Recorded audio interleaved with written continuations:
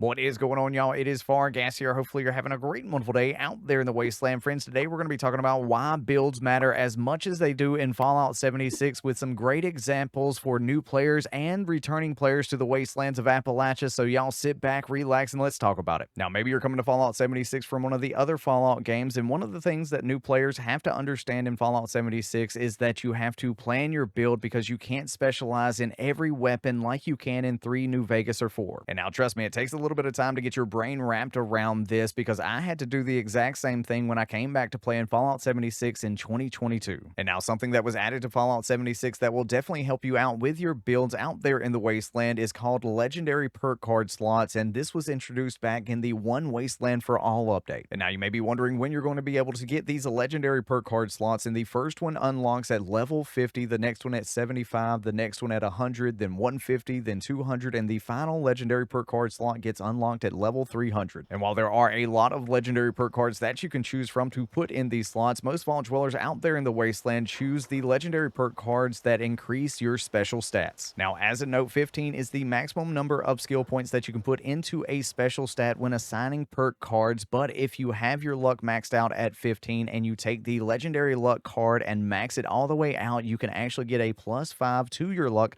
That way in your Pip-Boy, it'll show that your luck is a 20 instead of a 15. Another great thing that was added to Fallout 76 during the Locked and Loaded update was the punch card machine that unlocks for vault dwellers at level 25 and is free to place at your camp, costing no components. These also can be found at many locations throughout the wasteland like Nuka World on Tour, the White Spring Mall, and at every single train station out there in the wasteland. And now what this punch card machine allows you to do is to change your special stats inside of a build and also equip and unequip perk cards that you have in that build loadout. And that's not the only great thing that happens at level 25 and being able to utilize the punch card machine, but you also get a second perk card loadout that you can switch to in the punch card machine at level 25 for free, and more perk card loadout slots can be bought from the Atomic Shop, and sometimes there are deals on these extra loadout slots. Now, personally, what I like to do when I unlock this second perk card slot is to turn it into a charisma build. That way, when I am buying or selling to a vendor, I can get the best prices because you need to have your charisma up to at least a 25 to get the best buy price and the best sell price. And now you don't have to just limit this to be a charisma build. You can actually make it a general purpose build for making better durable armor and weapons and being able to craft better armor and weapons out there in the wasteland. And with the ability to have multiple loadouts in Fallout 76, you most indubitably will walk away from the punch card machine, a train station, or somewhere where you can utilize the punch card machine, forgetting that you changed over to the charisma build to go back to your damage dealing build. Don't worry, it happens to me all the time on stream. You will notice it as soon as you go to attack someone. And don't worry, it's an easy fast travel to go back to a punch card machine to utilize it to change back into that. And one tip that I got from my viewers during a stream one time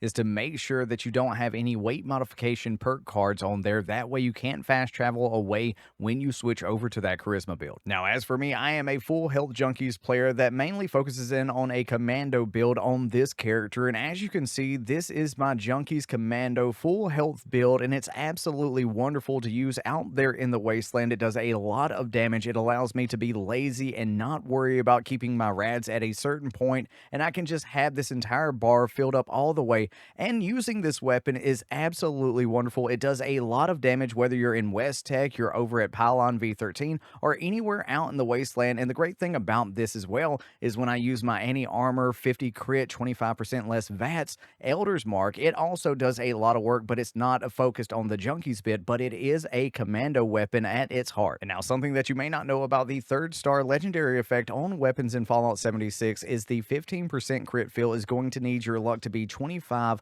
for every other shot that you land to be a critical, and the 25% less Vats is going to need your luck to be 33 to have the same effect. And now look, weapons and builds absolutely mesh together, but to further drive home the point on why builds matter more than the weapon, we crafted up a pipe rifle and modified it to make it a Commando with armor penetration and a suppressor, and this is the kind of damage that we're getting in West Tech. Now, there are meta weapons to use in Fallout 76 that can pair with this Commando build and do so much more damage than a pipe rifle or a handmade, The first one being the Fixer, and you can find that plan at the event encrypted, or you can find it from a player vendor or have another player craft you a Fixer for you. Next up, we have the plan for the Railway Rifle, and this can be found in containers or on creatures around the wasteland, or if you're digging up treasure maps, you have the chance at picking this plan up. But if you go to the White Spring Resort, you can also buy this from the Free States vendor and the shopping mall vendor. And now, one thing I want you to remember is that no matter what build anyone suggests for you, I want you to build the one that you have the most fun with, because at the end of the day, you are the one playing this video game,